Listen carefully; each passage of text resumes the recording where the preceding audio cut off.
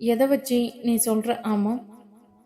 நீங்க பொண்ணு பார்க்க நாளைக்கு வராதீங்கன்னு, அதான் நான் வரலையேன்னு கூலா சொல்லி சொதப்பினீங்களே. ஏய், கடைசியில என்னையே கவுத்துறியா? அவளை இறுக்கமாய் அணைத்தபடி, ஒரு பொய்ய 4 தடவை அழுத்தி சொன்னா நிஜமாயிடும். அது மாதிரி தான் நைஸா. இதெல்லாம் ஒரு எஸ்கேப்பிசம் தான். நீ சொல்றேன்னு நான் விட்டுற முடியுமா? நீ தான் என்னோட மனைவி கடைசி வரைக்கும்.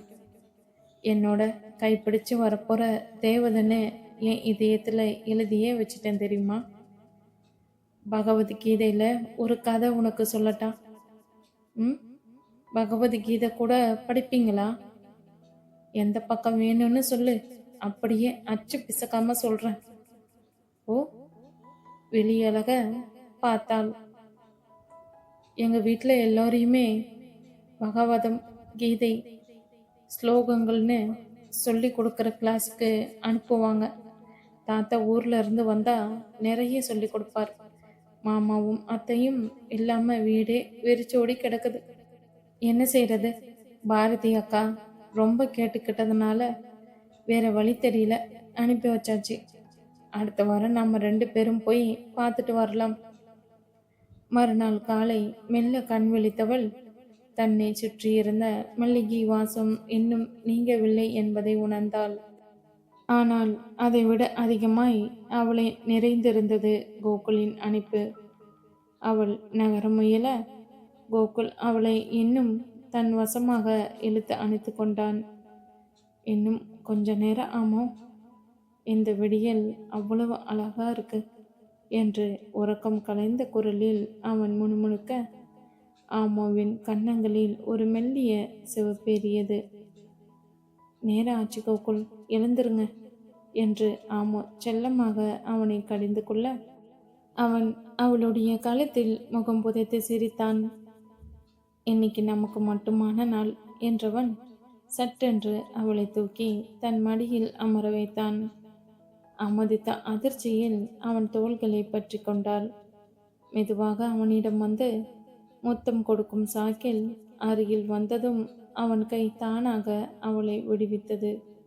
அவள் உடனே ஓடி குளியல் அறைக்குள் சென்றாள்.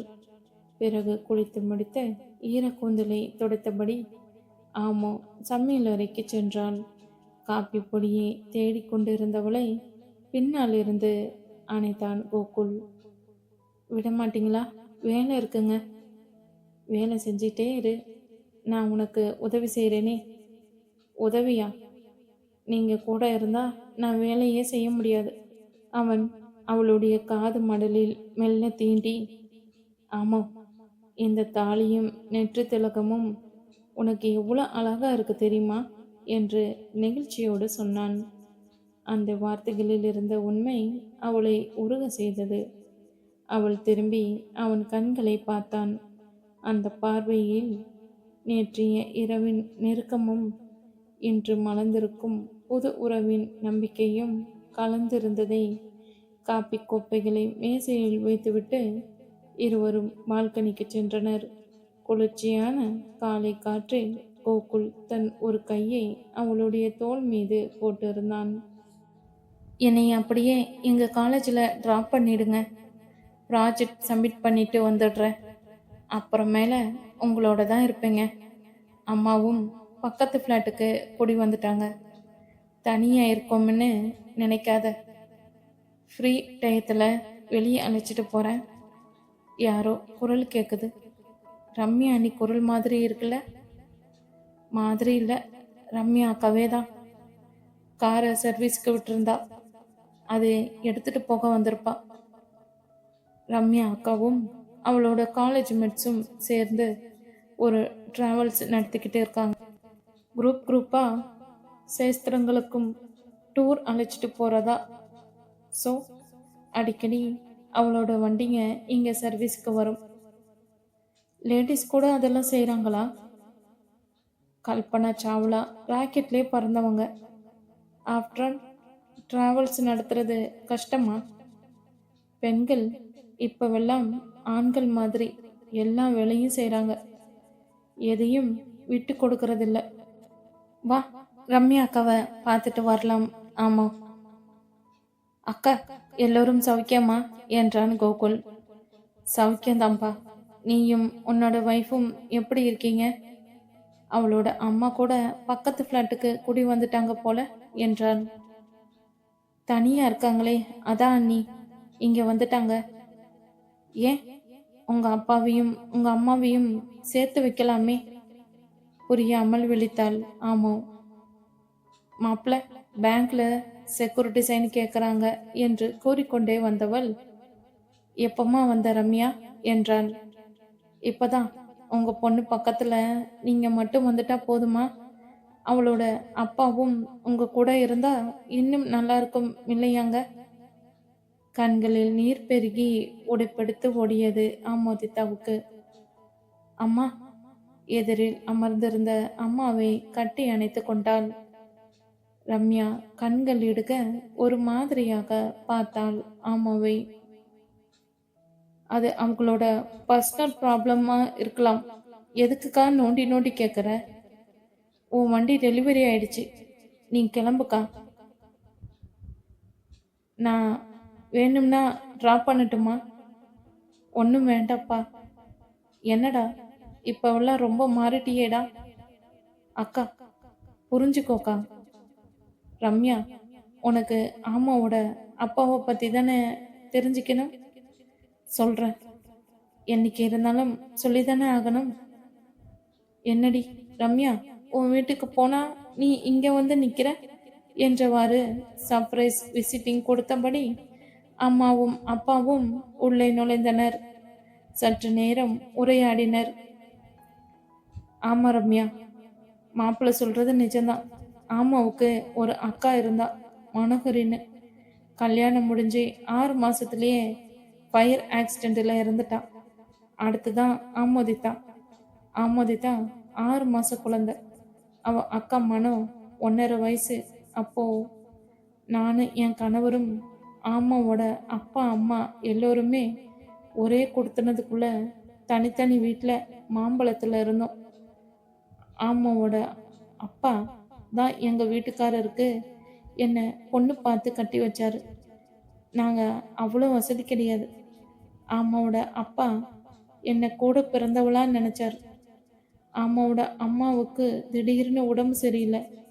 அப்பதான் தெரிஞ்சது அவங்களுக்கு ஜாயின்டிஸ் சீரியஸ் ஆயிட்டாங்க. ஆஸ்பத்திரியில் அட்மிட் செஞ்சோம். அப்போ அம்மாவுக்கு டாக்டர் மதர் ஃபீடிங் நிறுத்தணும்னு சொன்னதும் நானே பார்த்துக்கிட்டேன். அப்போ மனோ 1.5 வயசு. எங்கள் வீட்டில் 2 பேரையும் நானே பார்த்துக்கிட்டேன். அம்மாவோட அப்பா மனோகரி இன்ஜினியரிங் ஒர்க்ஸ்னு ஒரு பெரிய ஒர்க் ஷாப் நடத்திக்கிட்டு இருந்தார். எங்கள் வீட்லேயே சாப்பிட்டுட்டு குழந்தைகளோட கொஞ்சி விளையாடிட்டு அன்னைக்கும் சாப்பாடு எடுத்துகிட்டு போய் பார்த்துட்டு அப்படியே வேலைக்கும் போவார். அப்போ தான் என்னோட வீட்டுக்காரர், இனிமே இவனோ இவனோட பிள்ளைங்களோ இங்கே வரவே கூடாதுன்னு என்னையும் அவரையும் சேர்த்து வச்சு அசிங்கமாக பேசிட்டார். என்னால் தாங்கிக்கவே முடியல. சின்ன குழந்தைங்க, எப்படிங்க அவரால் தனியாக கவனிச்சிக்க முடியும்? அண்ணி குணமாகி வர வரைக்குமாவது நம்மக்கிட்ட இருக்கட்டும்னு எவ்வளவோ சொன்னேன். தினமும் இது ஒரு பிரச்சனையாக வளர ஆரம்பிச்சது. திடீர்னு ஒரு நாள் நைட் 11 மணிக்கு அண்ணன், உங்கள் அண்ணி போயிட்டாமான்னு கதறினார் ஃபோனில். எனக்கும் கையும் ஓடலை காலும் ஓடலை. மனோ என் பக்கத்தில் தூங்குறான். ஆமாவை தோளியில் போட்டு ஆட்டிகிட்டே இருக்கேன். அம்மாவுக்கு வேக்சினேஷன் போட்டதில் 4 நாளாக காய்ச்சல். புள்ள ஒரு வாய் பால் கூட சாப்பிடாம கிடக்குது. மறுநாள் அண்ணியோட பாடியை வீட்டுக்கு கொண்டு வந்து செய்ய வேண்டிய முறைகளை செஞ்சு அடக்கம் பண்ணிட்டோம். அண்ணன் பைத்தியம் மாதிரி ஆயிட்டார். மனவும் அம்மாவும் சின்ன குழந்தைங்க.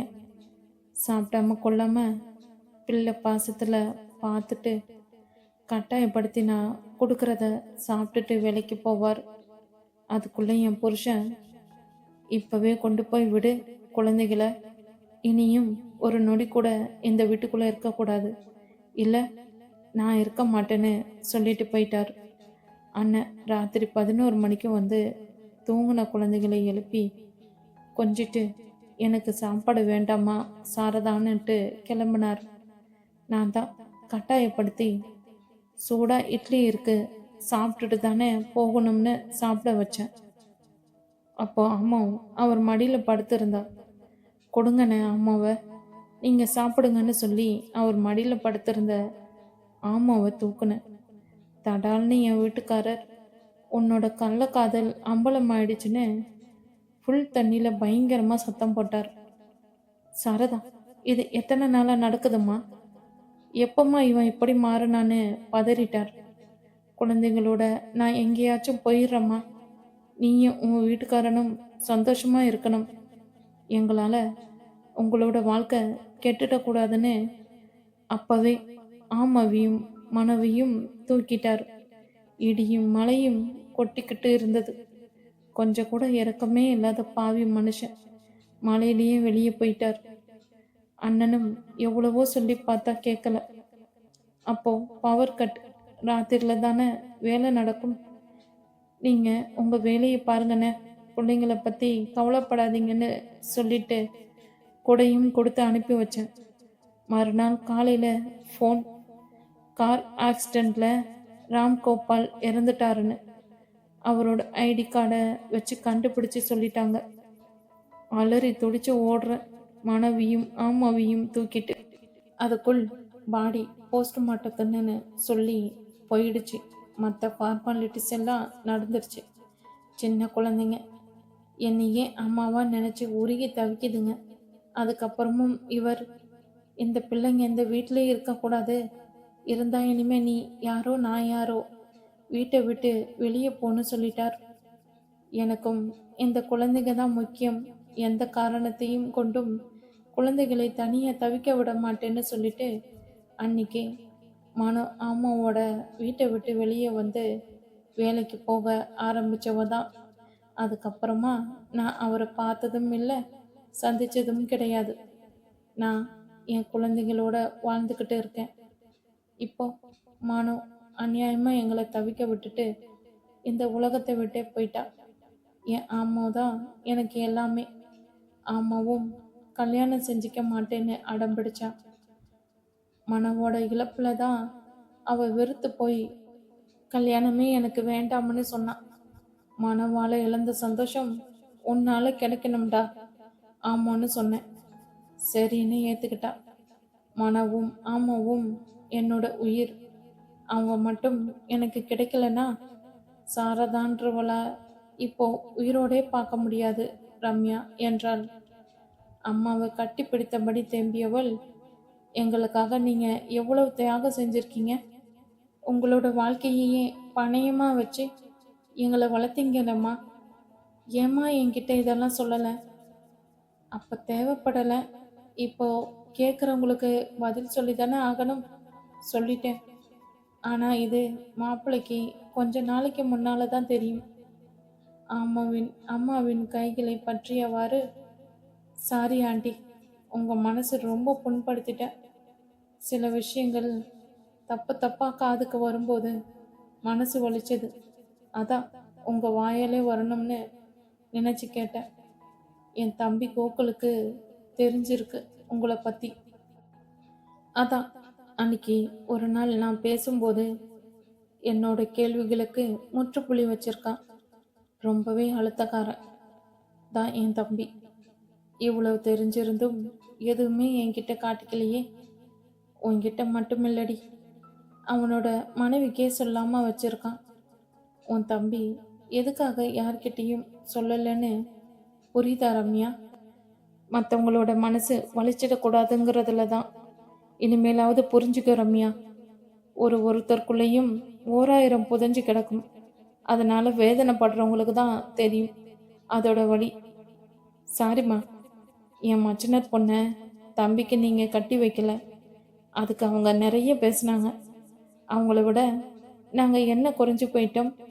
எங்கள் பொண்ணை நிராகரிச்சிட்டாங்களே. இப்போ மட்டும் எப்படிப்பட்ட இடத்துல சம்மந்தம் பண்ணியிருக்கீங்கன்னு அடிக்கடி கேட்க ஆரம்பிச்சிட்டாங்க. இதனால நம்ம வீட்டு கௌரவம்னு சொல்லும்போது அது ஆமாவுக்கும் பங்குதானே. ஆமாவை பத்தி சொல்லும்போது அது அவளோட அம்மாவையும் காயப்படுத்திக்கிட்டு போகுது. அதான் கேட்டேன். Sorry sorry aunty. இனிமே எங்க வீட்டு ஆளுங்க இத பத்தி சொன்னா சரியான பதிலடி கொடுப்பேன் என்றாள். ஆமா, உனக்கு ஒரு குட் நியூஸ் சொல்ல போறேன். அத்தை, உட்காருங்க. பெட்டிக்கு எப்படி போயிட்டு இருக்கு? அந்த டெக்ஸ்டைல்ஸ் யூஸ்ஃபுல்லா இருக்கா? நல்லா போகுது மாப்பிள்ள. இது ஹை கிளாஸ் இருக்கிற இடங்கிறதுனால புது புது டிசைன்ஸ் எல்லாம் நல்லா மூவ் ஆகுது. என்னோட பழைய பாஸோட பொண்ணு வெளிநாட்டுக்கு போறாங்களாம். அவங்களோட பெட்டிங்கையும் வாங்கிக்கிறீங்களான்னு கேட்டாங்க. ரொம்ப நல்லா போச்சு. டேக் கேர் பண்ணிடலாம். துணைக்கு 2 ஆள் போட்டுக்கோங்க. இப்போ பேங்க் லோன் அடைக்கணும். அது முடிஞ்சதுக்கப்புறமா பார்க்கலாம்னு நினச்சேன். ஒரு குட் நியூஸ் வந்திருக்கு. அதுக்கு தானே இந்த ஜீவன் இன்னும் உயிரோடு இருக்குதே. ஆஹா, சிரித்தபடி, நீங்க நினைக்கிற மாதிரியான குட் நியூஸ் இல்லை, இது வேற. அம்மா, ஆமாவை ஏக்கத்துடன் கண்களில் நீர் முட்ட பார்த்தாள். இன்னும் உன்னோட பிடிவாதம் போகலையா மகளே என்ற கேள்விக்கனை தொடுப்பதை அறிந்தவளாய், அம்மா கவலைப்படாதீங்க, நான் உங்க பொண்ணுமா, உங்க ஆசையை நிறைவேற்றி வைப்பம்மா. நீ பொறுமையா இருக்கணும். உனக்கு எவ்வளவு அற்புதமான கனவு மாமனார் மாமியார் நாத்திகள்னு அழகான நந்தவனம் மாதிரி கிடைச்சிருக்கு. உன் மனசை மாத்திக்கணும்டா. மாப்பிள்ளை மனசை புரிஞ்சிக்கணும், தெரியுதா என்றாள். எனக்கும் அவருக்கும் என்று இழுத்து ஆமோ அம்மாவிடம் சொல்ல வரும் முன் செல்போனில் பேசி முடித்துவிட்டு உள்ளே வந்தான் கோகுல் விஷயத்தோட. அத்தை, ஒரு டீட்டெயில்ஸ் வேணும். மனோகரி இன்ஜினியர்ஸ் ஒர்க்ஸ்னு யார் நடத்தினது? ஆமாவோட அப்பா தான் பெரிய பொண்ணு பேரில் நடத்தினார். அப்புறம் எனக்கு கல்யாணம் செஞ்சு வச்சு என்னோட வீட்டுக்காரரையும் பார்ட்னர் ஆகினார். ஆனால் கொஞ்ச நாள்ல இவர் பார்ட்னர்ஷிப்பில் இருந்து விலகிட்டார். ஏதாவது இன்வெஸ்ட்மெண்ட் பண்ணியிருந்தாரா? இல்லை மாப்பிள்ள, அந்த அளவுக்கு இவருக்கு வசதி இல்லை.